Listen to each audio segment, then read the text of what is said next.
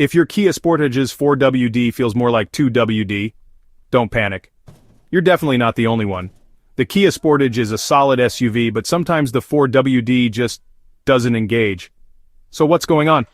The most common culprit is a faulty 4WD actuator.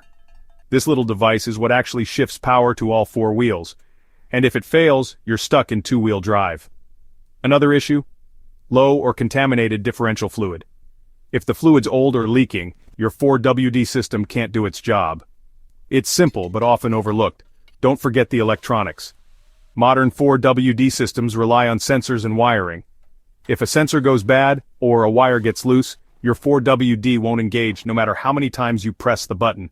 So what should you do? Start by checking your dashboard for warning lights. Next, listen for clicking or grinding noises when you try to engage 4WD. If you spot anything weird, like leaks under the car or lights that stay on, it's time for a mechanic. Bottom line, don't ignore a 4WD system that's not working. Catching the problem early can save you headaches and cash down the road. Stay safe and keep those wheels turning.